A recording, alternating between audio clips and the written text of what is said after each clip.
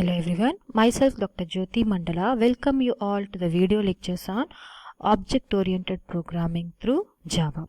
We are in our lecture number 6. In this lecture, let us learn about structure of Java program.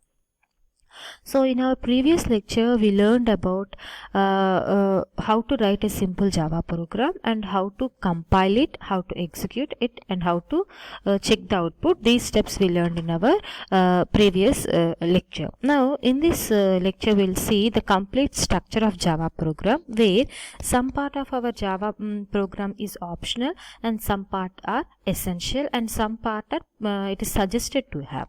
Okay, so let us see what are all the things included in our Java program. The first section is documentation section.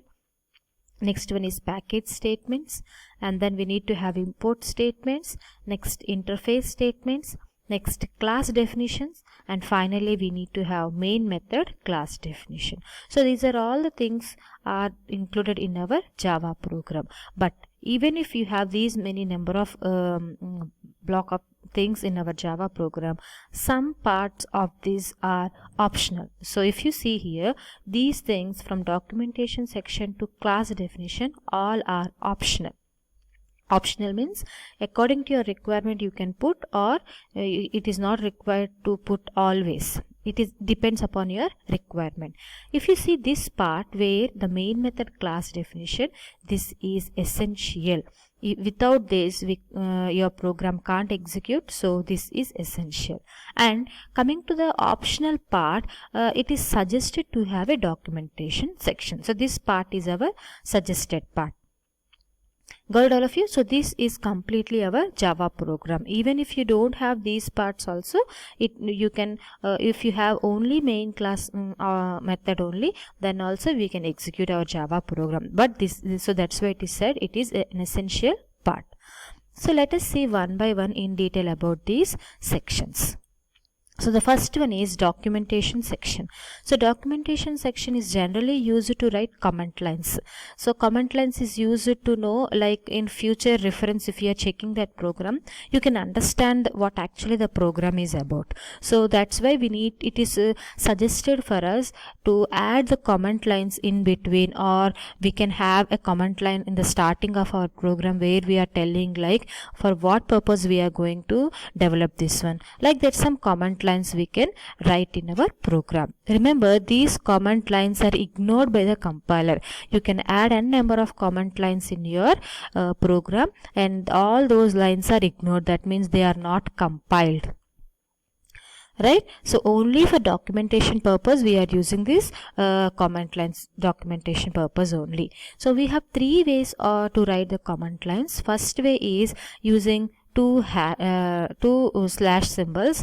This is used for writing single lines only. So if you put two slash symbols like this and if you write welcome to Java program, so this complete line will be considered as a comment line.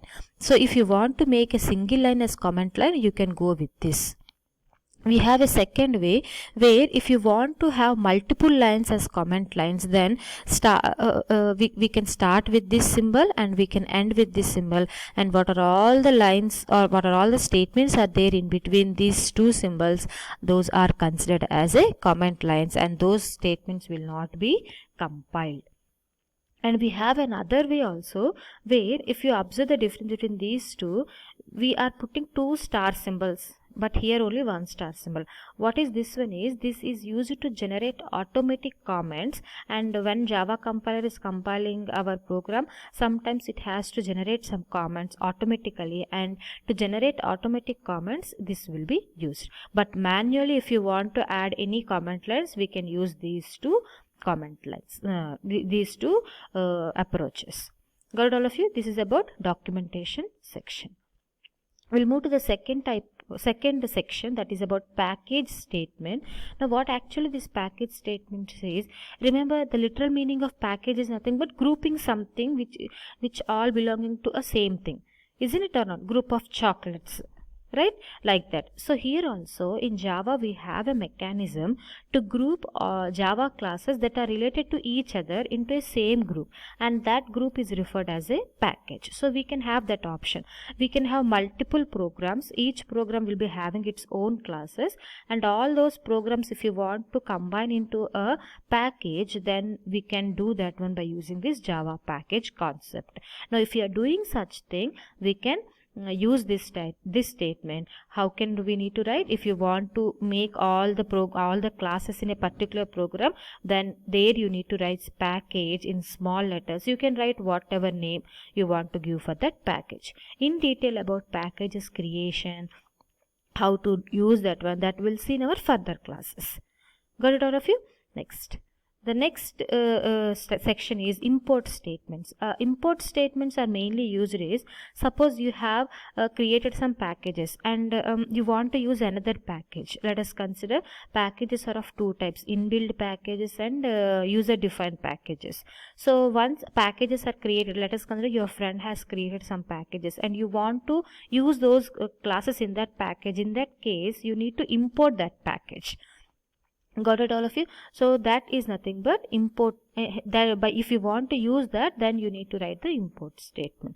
So to import Java package into a class, we need to use Java import keyword. Import is a keyword which is used to access package and its classes into the Java program. In your present program, if you want to use any classes of another package, then you need to use this import statement.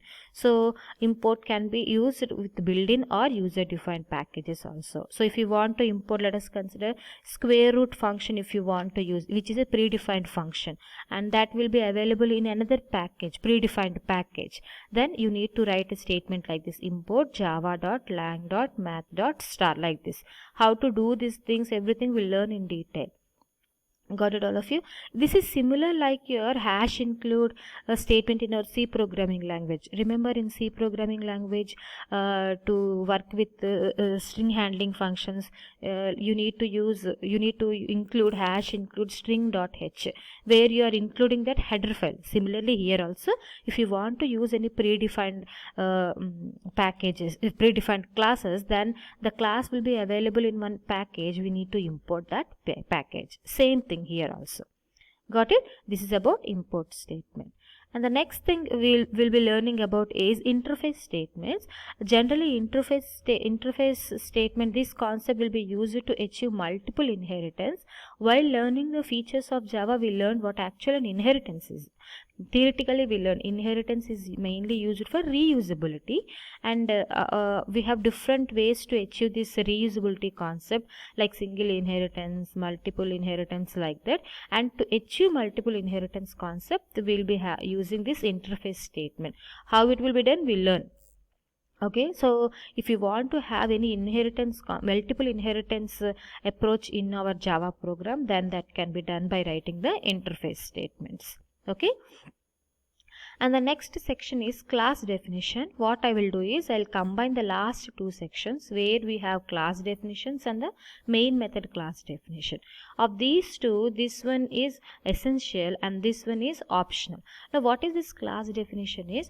See, in your program you can have more than one class. Let us consider as an example, you are having 5 classes in your program.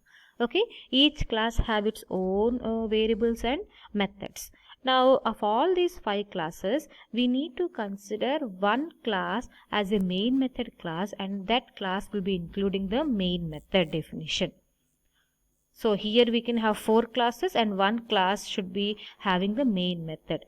Got it, all of you? So you can have n number of class definitions, but at least one class should have a main method.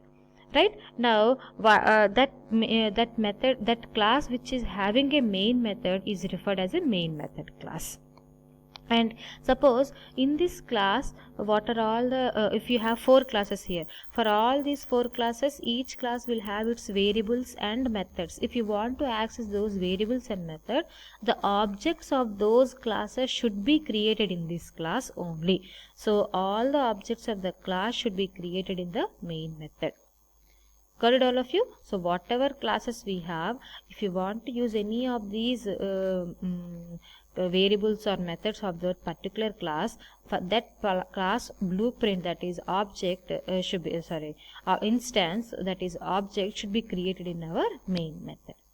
Got it? This is about class definition in detail, how to create a class and how to define a class and how to create the objects. All these things will be going to learn in our future classes, right? So I think with this is the end of the structure of Java program, where we learned like each Java program will be having so many sections. Of all those sections, main method class definition is essential and rest of the things are optional, right? Whereas optional means out of which documentation section is suggested to have according to your requirement. If you want, if you don't have also, it is okay, but it is also considered as an optional.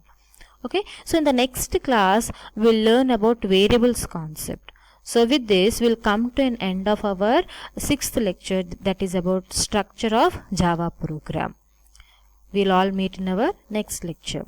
Thank you.